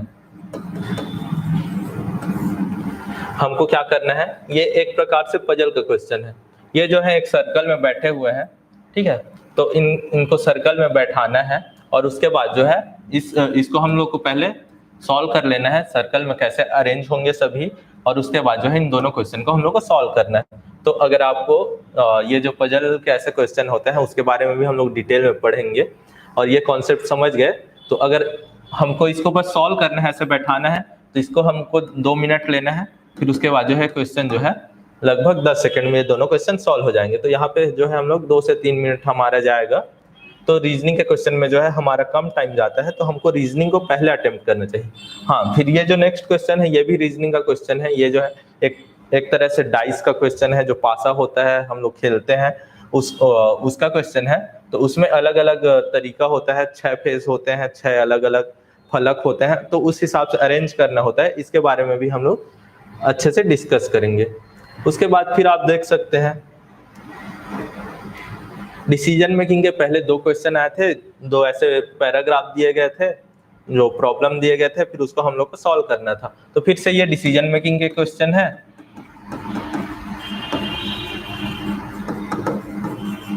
ये दोनों जो है डिसीजन मेकिंग के हैं और इसको हम लोग को सॉल्व करना है, और हम लोग को इसको अच्छे से समझ जाना है। उसके बाद हम लोग को अपना बेस्ट डिसीजन पता करना है। फिर अगर हमको बेस्ट डिसीजन पता चल जाता है तो ये सॉल्व हो सकता है। तो ये ऐसे क्वेश्चन में भी आपका 2 से 3 मिनट में सॉल्व हो जाएगा।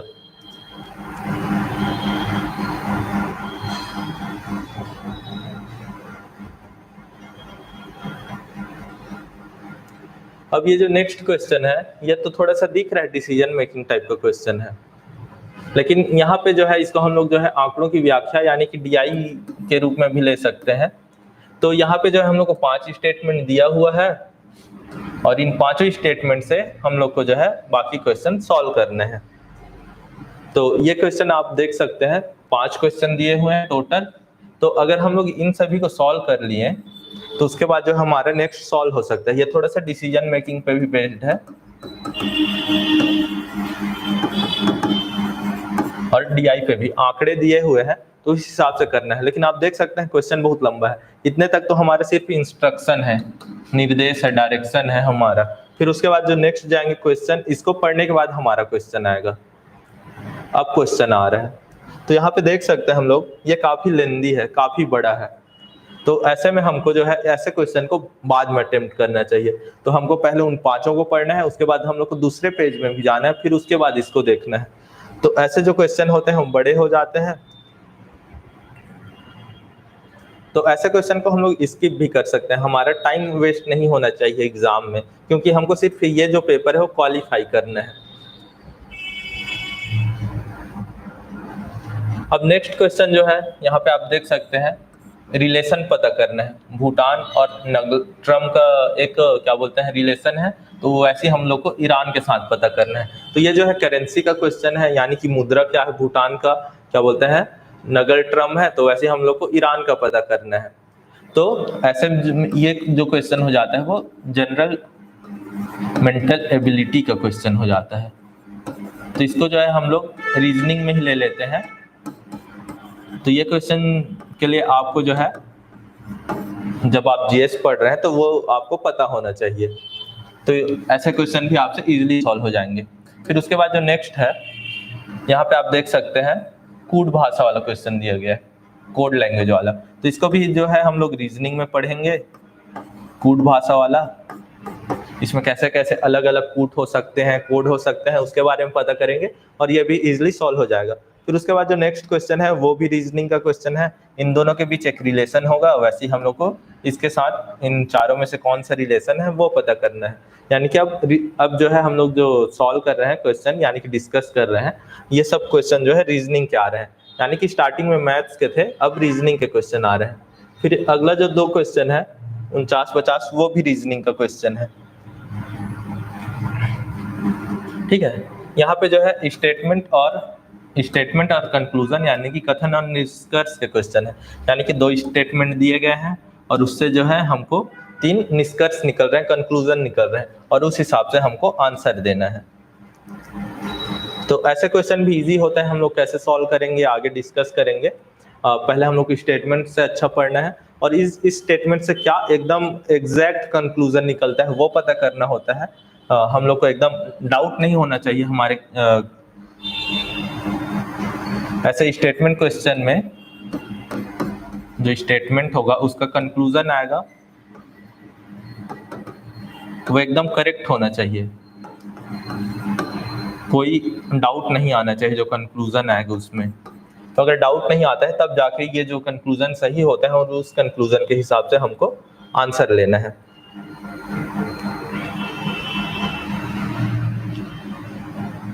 अब ये जो नेक्स्ट क्वेश्चन है इसको सिलोजिज्म बोलते हैं।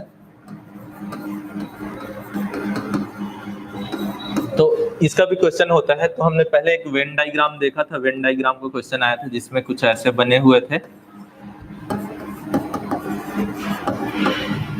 तो हम लोग जो है ऐसे क्वेश्चन को भी वेन डायग्राम के हेल्प से सॉल्व करेंगे। तो वेन डायग्राम के बारे में पढ़ेंगे, उसके बाद जो है हम लोग सिलोजिज्म के बारे में पढ़ेंगे और सिलोजिज्म में ही वेन डायग्राम के हेल्प से हम लोग ऐसे आंसर निकालेंगे। और ये जो है ये भी रीजनिंग के अंदर आता है। उसके बाद फिर से कूट भाषा वाला आ गया, यानी कोड लैंग्वेज वाला फिर से आ गया। तो इसको भी हम लोग अच्छे से पढ़ेंगे, कूट भाषा क्या होता है, कोड लैंग्वेज क्या होता है, उस हिसाब से हम लोग जो है नेक्स्ट क्वेश्चन भी है जो रीजनिंग का है उसको सॉल्व करेंगे। फिर आप यहाँ पे देख सकते हैं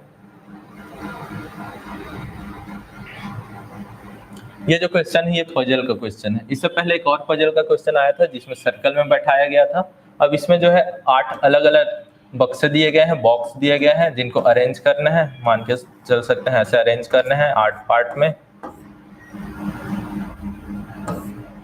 ऐसे अरेंज करना है हम लोग को।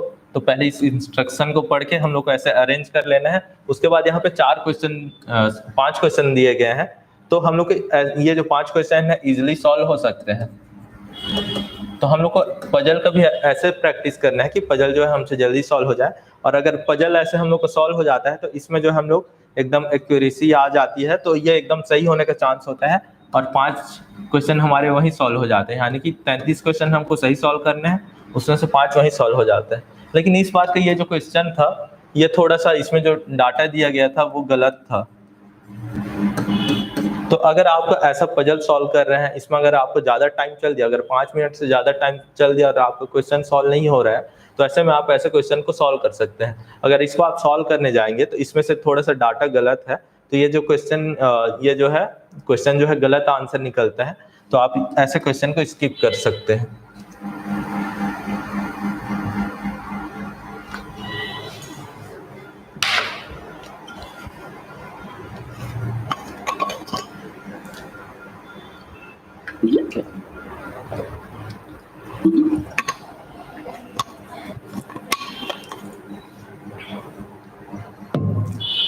तो ये बाकी 3 क्वेश्चन भी उसी के क्वेश्चन है जो पजल था।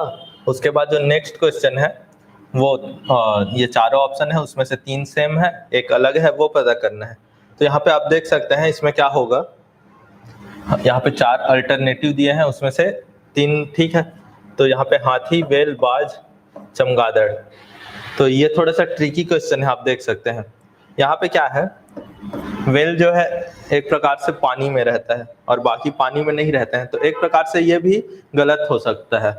लेकिन यहाँ पे क्या है, यहाँ पे जो हम लोग को अलग क्वेश्चन पूछा गया है, यहाँ पे एलिफेंट जो है वो मैमल है, यानी कि स्तनधारी है, वेल भी मैमल है और चमगादड़ भी मैमल है। तो ये तीनों मैमल है और ये सिर्फ ये मैमल नहीं है, तो ये जो है पक्षी में आ जाता है। तो आंसर जो है यहाँ पे सी हो जाएगा। तो आपको ऐसे समझना भी है कि हमको कॉन्सेप्ट अगर ट्रिकी है, अगर आपको एकदम ज्यादा ट्रिकी क्वेश्चन लग रहा है, तो ऐसे क्वेश्चन को आप जो है स्किप कर सकते हैं, नहीं में आप जो है ऐसे में सॉल्व कर सकते हैं, थोड़ा सा अगर आपका कॉन्सेप्ट क्लियर हो। तो यहाँ पे ये तीनों मैमल थे, इसलिए यहाँ पे ये गलत हो जाता। तो आपको ऐसे ट्रिकी क्वेश्चन से भी बचना है। फिर उसके बाद फिर डिसीजन मेकिंग का क्वेश्चन आ गया एक। ये जो क्वेश्चन है ये फिर डिसीजन मेकिंग का क्वेश्चन है। कथन दिया गया है, धारणाएं दी गई है और उस हिसाब से आपको डिसीजन लेना है। उसके बाद फिर से घन का क्वेश्चन आ गया। घन जो है क्यूब होता है जो कि 3D शेप में होता है, तो इसके बारे में भी हम लोग डिटेल में पढ़ेंगे।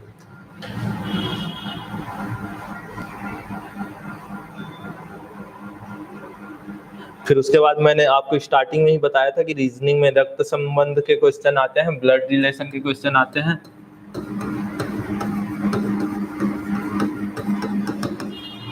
आपको सभी ब्लड रिलेशन पता होना चाहिए। क्या बोलते हैं, परदादा कौन होते हैं, फूफा कौन होते हैं, दामाद क्या होता है। तो वैसे ही आपको ऐसे क्वेश्चन सॉल्व करना है, तो उसके लिए आपको कॉन्सेप्ट पता होना चाहिए। और उसके बाद जो है आपको ये सभी जो टर्म है, पौत्र, ग्रैंडसन, सन इन लॉ, ये सभी आपको पता होना चाहिए। तो इसके बारे में भी हम लोग अच्छे से पढ़ेंगे जब रीजनिंग पढ़ेंगे। ये क्वेश्चन जो है रीजनिंग का क्वेश्चन है, तो उस हिसाब से ये सॉल्व हो जाएगा। उसके बाद ये जो क्वेश्चन है, ये जो दोनों क्वेश्चन है, यहाँ पे आप देख सकते हैं पैराग्राफ दिया हुआ है, यानी कि ये एक प्रकार से पजल बनाया है और इसी में थोड़ा सा कॉन्सेप्ट मैथ्स का भी है। ठीक है, किलोमीटर दूरी उरी है, यानी कि मैथ्स का कॉन्सेप्ट है, लेकिन ये मेन पजल का क्वेश्चन है, यानी कि रीजनिंग का क्वेश्चन है। तो ये जो है आपको पहले इस पैराग्राफ को पढ़ के आपको इसका एक जो रिजल्ट बनेगा, कैसे सॉल्व होगा, वो पता करना है। फिर उसके बाद ये जो दोनों क्वेश्चन है वो सॉल्व हो जाएंगे।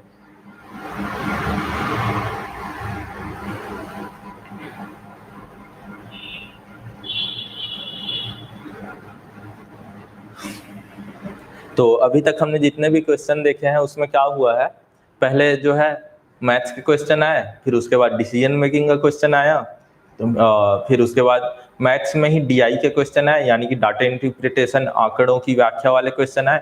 उसके बाद जो है रीजनिंग के क्वेश्चन आए, फिर रीजनिंग के बाद जो है अब जो क्वेश्चन आ रहा है वो भाषा के क्वेश्चन है।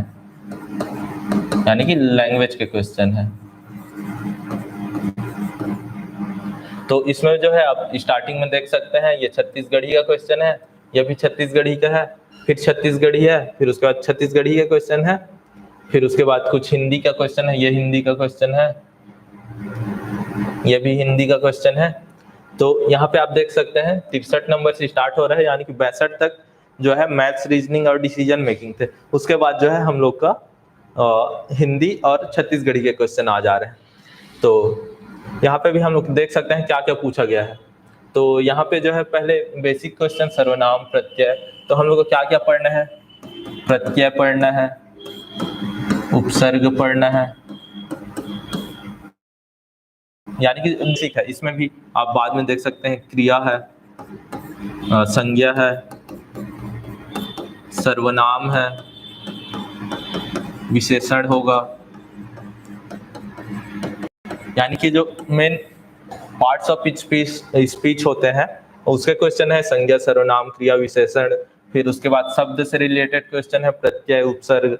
फिर उसके बाद समास और संधि के क्वेश्चन है।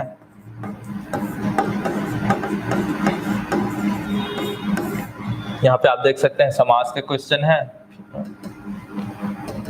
ये देखो समास है। उसके बाद फिर काल के क्वेश्चन आ जाएंगे, यानी कि टेंस, जो टेंस होता है उसके क्वेश्चन आ जाएंगे। फिर उसके बाद यहाँ पे देख सकते हैं आप लोग नाक शब्द एक अर्थ होता है सर, इस शब्द का दूसरा अर्थ होता है, यानी कि एक शब्द का अनेक अर्थ होता है, यानी कि अनेकार्थी शब्द पूछा गया है। तो इसके बाद अनेकार्थी शब्द के बाद जो है आपको समानार्थी यानी कि पर्यायवाची भी पूछेगा, और विलोम शब्द भी पूछेगा।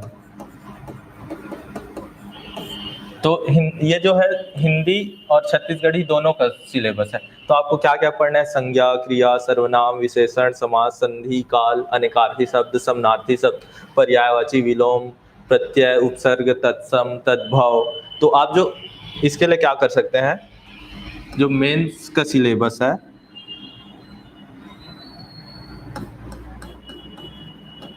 मेंस का पेपर 1 में पार्ट 1 और पार्ट 3 ये है हिंदी और ये है छत्तीसगढ़ी। तो इन दोनों का सिलेबस आप देख लें, पाठ्यक्रम देख लें, और उस हिसाब से जो है आप सी सेट की तैयारी कर सकते हैं। तो इससे क्या होगा, आपका जो मेंस का पेपर 1 है वो भी तैयार हो जाएगा और सी सेट है वो भी तैयार हो जाएगा। तो आपको मेंस का पेपर 1 देखना है, उसका पार्ट 1 और पार्ट 3 देखना है, जिसमें कि हिंदी और छत्तीसगढ़ी है। उन दोनों का सिलेबस पता कर ले और उस हिसाब से आप जो है सी सेट की भी तैयारी करें। हिंदी में क्या है, इसमें कुछ कुछ पत्र लेखन है, संक्षिप्त लेखन है, उन सब पार्ट को आप हटा दें। उसके बाद जो सिलेबस बच जाएगा उन सबको आपको पढ़ाई करना है। तो आप देख लिए सर्वनाम क्वेश्चन है, फिर प्रत्यय, फिर समास, फिर संज्ञा, समास, फिर ये जो है छत्तीसगढ़ी रूप में बताना है, हिंदी को छत्तीसगढ़ी। फिर उसके बाद जो है स्टार्टिंग भाषा कैसे बढ़ता है वो है। फिर उसके बाद ये मतलब भाषा के इतिहास का क्वेश्चन है। फिर उसके बाद यहाँ पे वह क्या है, इसमें भी संज्ञा, क्रिया, विशेषण वही पूछा गया है। फिर अनेकार्थी शब्द, फिर शब्द यानी कि तत्सम, तद्भव, देशज, संकर, ये सब जो होते हैं उसके बारे में है। फिर विलोम शब्द है, फिर शुद्ध शब्द के बारे में पूछा गया है। फिर उसके बाद उच्चारण स्थल पूछा गया है, यानी कि आपको पहले वर्णमाला क्या होती है, वर्णमाला में किस किस तरह से उच्चारण होते हैं वो पता करना है। फिर उसके बाद जो है वाक्यांश के बारे में पूछा गया है। उसके बाद विभक्ति कारक के बारे में पूछा गया है। फिर संधि विच्छेद पूछा गया है, संधि मैंने अभी बताया था आपको। फिर उसके बाद समास विग्रह, मैंने संधि समास दोनों का नाम लिया था। उसके बाद मुहावरे बोला नहीं था। तो सिलेबस जो देखेंगे तो उसमें मुहावरे, लोकोक्ति दोनों है मेंस का, तो उसमें जो है मुहावरे पूछे गए हैं। फिर उसके बाद वाक्य का प्रकार पूछा गया है। फिर जो है हिंदी साहित्य का इतिहास के लेखक के बारे में पूछा गया है, यानी कि आपको हिंदी का जो साहित्य पढ़ेंगे वो भी मेंस के सिलेबस में है, उस हिसाब से आपको पढ़ना है। फिर जो है इसमें वाच्य पूछा गया है। फिर उसके बाद लिंग के बारे में पूछा गया है 86 में। फिर उसके बाद छत्तीसगढ़ी का तद्भव, तत्सम पूछा गया है। फिर छत्तीसगढ़ी का ही सर्वनाम, फिर छत्तीसगढ़ी का क्रिया, संज्ञा, क्रिया, फिर उसके बाद जो है इसमें अलंकार पूछा गया है, फिर संज्ञा सर्वनाम पूछा गया है, फिर देशज शब्द, फिर उसके बाद विशेषण के बारे में, फिर समास के बारे में, विशेषण, फिर लिंग, फिर प्रत्यय, फिर उसके बाद लास्ट में देशज शब्द के बारे में पूछा गया है। तो इससे क्या पता चला हम लोग को, मैंने अभी बताया कि आप मेंस का सिलेबस उठाएं और उसमें जो मेंस में भी बेसिक कॉन्सेप्ट है लैंग्वेज के वो पढ़ें। मेंस का सिलेबस से ही आपकी सीसैट का तैयारी हो जाएगा लैंग्वेज के लिए, ये आपको ध्यान रखना है। और इसके साथ साथ क्या हो जाएगा, आपका जो पेपर 1 है वो भी रेडी हो जाएगा।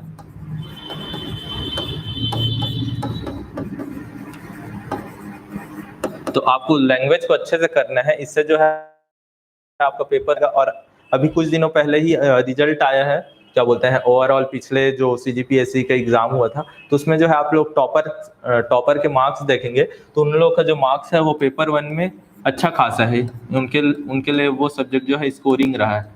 तो आपको पेपर 1 की तैयारी अच्छे से करनी है ताकि आपका सीसैट भी रेडी हो जाए और आपका मेंस में जो है स्कोरिंग मार्क्स है और रैंक भी बढ़ जाए। तो ये हो गया पेपर डिस्कशन। फिर उसके बाद एक ओवरऑल एनालिसिस देख लेते हैं कि क्या था इसमें। तो हमारे जो पहला टॉपिक था वो था interpersonal skill including communicational skill, यानी कि जो संचार कौशल है उसके बारे में। तो उससे तो क्वेश्चन ही नहीं आए थे, यानी कि 0 क्वेश्चन आए थे, तो ये पूछा नहीं गया है, लेकिन आपको इसकी भी तैयारी रखनी है, ठीक है। फिर उसके बाद जो है हम लोगों ने पार्ट 2 और पार्ट 4 को मिल के पढ़ेंगे बोले, जिसको हम लोग रीजनिंग बोलेंगे।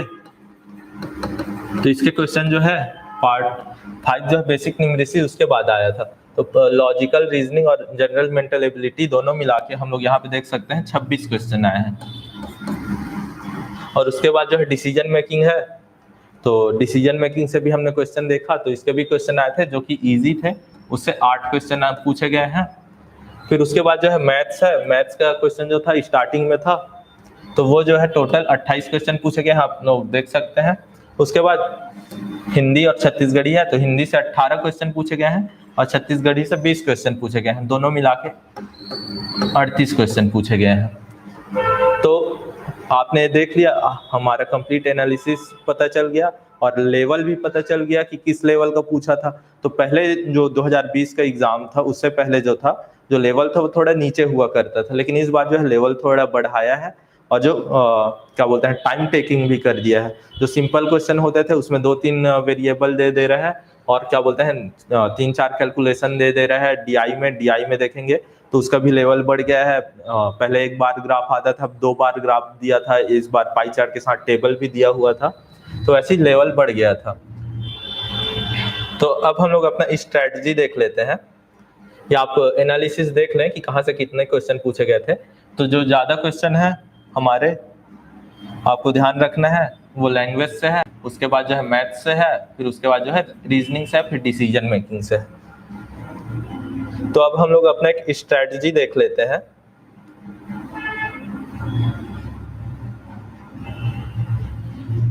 हम लोग को प्रिपरेशन कैसे करनी चाहिए सीसैट की। तो अब ये जो है इंपॉर्टेंट होने वाला है, आपको ध्यान रखना है। तो सीसैट में हम लोगों ने क्या देखा, लैंग्वेज जो था, भाषा था, वहाँ से 38 क्वेश्चन पूछे गए थे और ये भी जो था वो इजी ही था। आपने देखा होगा क्रिया, विशेषण, ऐसे ही क्वेश्चन पूछे गए थे, यानी कि आपको बेसिक याद है, बेसिक कॉन्सेप्ट पता है, याद है, तो वो आपसे इजीली सॉल्व हो जाएगा। तो हम लोग क्या कर सकते हैं, हम लोग को इस लैंग्वेज का पार्ट है उसको अच्छे से रेडी करना है पेपर 1 के साथ। इसको क्या करना है, ये प्लस का साइन है, मेंस का जो पेपर 1 है, प्रश्न पत्र 1 है, उसके साथ रेडी करना है। तो इससे आपका पेपर 1 भी रेडी हो जाएगा मेंस का, और क्या बोलते हैं सीसैट भी रेडी हो जाएगा। तो टारगेट क्या करना है हम लोग का, इस 38 क्वेश्चन में से कम 25 क्वेश्चन बन जाए हमारे, एकदम सही हो जाए। तो हमारा मतलब ये जो है नॉन मैथ्स बैकग्राउंड का भी मान के चल सकते हैं, अगर उनको क्या बोलते हैं बाकी सॉल्व करने में प्रॉब्लम होता है, तो इस 38 में से 25 क्वेश्चन सॉल्व किए जा सकते हैं। आपने अभी देखा तो ये इजीली सॉल्व हो जाएंगे। तो हमारे यहाँ पे 25 क्वेश्चन सॉल्व हो गया फिर उसके बाद जो है हमने रीजनिंग के क्वेश्चन देखे थे। तो रीजनिंग के कितने थे, लगभग 26 क्वेश्चन कुछ थे, तो ये भी इजी था। तो यहाँ हमारे 10 क्वेश्चन सॉल्व हो जाएंगे। फिर उसके बाद जो है डिसीजन मेकिंग के क्वेश्चन देखे थे।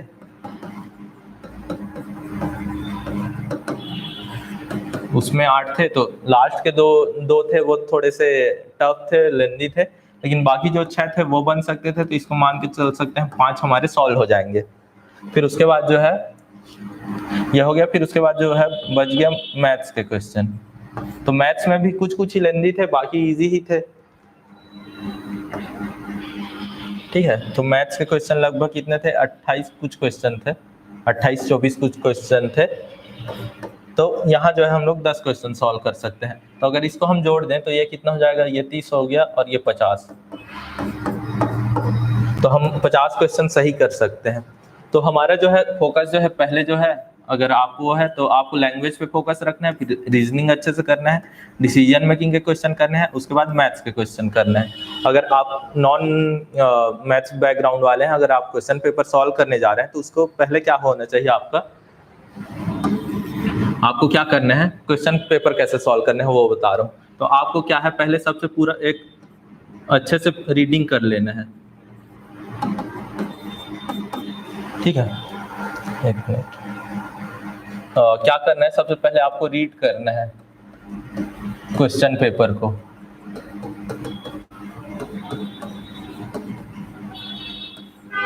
आपको पूरा ऊपर से नीचे एक बार क्वेश्चन पेपर क्या बोलते हैं, फर्स्ट क्वेश्चन से लेके 100 क्वेश्चन तक अच्छे से देख लेना है।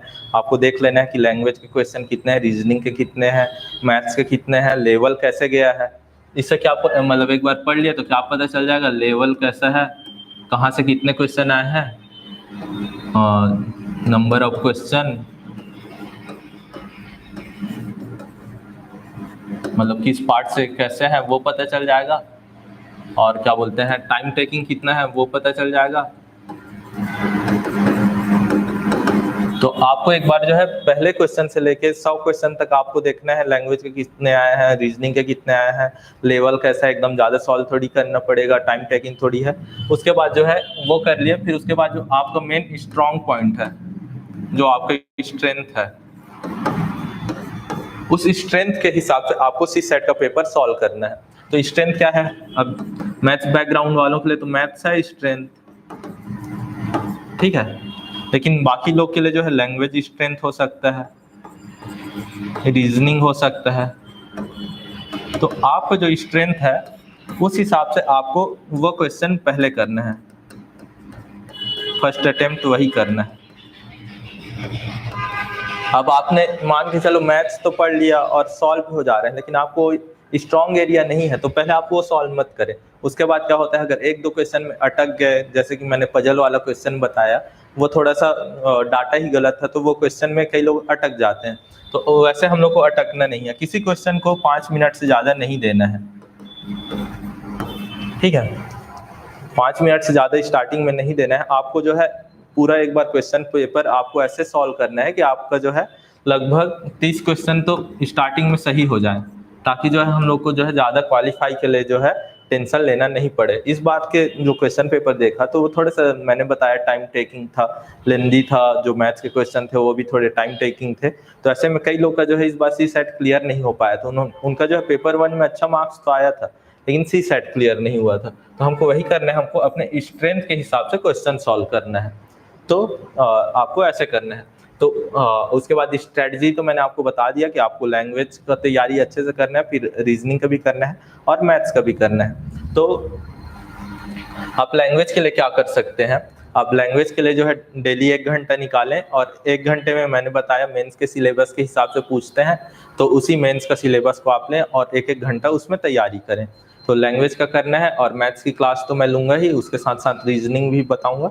और लैंग्वेज का भी तैयारी हमारे क्लास में कैसे होगी, रोज़ किसी को दिया जाएगा, जैसे मतलब 2-3 स्टूडेंट हुए तो क्या बोलते हैं, एक को पर्यायवाची मिल गया, एक को विलोम शब्द मिल गया, एक को तद्भव तत्सम मिल गया, उस हिसाब से जो है लैंग्वेज की भी तैयारी करेंगे। और जो है मैथ्स का जो बेसिक कॉन्सेप्ट पहले पता करेंगे, फिर कुछ ट्रिक पता करेंगे, फॉर्मूला कैसे निकलता है वो पता करेंगे। तो ये जो था वो एनालिसिस था प्रीवियस ईयर का, आपने देखा होगा कि लेवल कैसा था। इस बार थोड़ा सा लेवल अप था, पूछा तो 10th लेवल का ही गया था, मतलब 10th के सिलेबस के हिसाब से, लेकिन लेवल ऊपर किया गया था। फिर उसके बाद जो है हमने डिस्कस कर लिया कि तैयारी भी कैसे करनी है। लैंग्वेज के 38 क्वेश्चन थे, तो वहाँ पे बेनिफिशियल हो सकता है मैथ्स और बायो जो बैकग्राउंड है, आर्ट बैकग्राउंड है उनके लिए। और मैथ्स के क्वेश्चन थोड़े से लेंदी थे, तो मैथ्स वालों के लिए भी थोड़ा वो था, तो मैथ्स वाले भी जो है लैंग्वेज की तैयारी अच्छे से कर सकते हैं। वो डायरेक्टली आपका जो है पेपर 1 है, पेपर 1 जो मेंस का है उस पर आपको बेनिफिट करेगा। तो इस हिसाब से आपको तैयारी करना है। और आपको ध्यान रखना है कि ये जो है क्वालिफाइंग नेचर का है, तो हम लोग को 33 क्वेश्चन अच्छे से रेडी करना है। एग्जाम में हम लोग को जो है एक ऐसे तैयारी करना है कि हमारा जो है क्वालिफाई हो जाए ये पेपर इजीली। तो उसके बाद जो है हम लोग नेक्स्ट क्लास में जो है इसका मेन स्टार्ट करेंगे।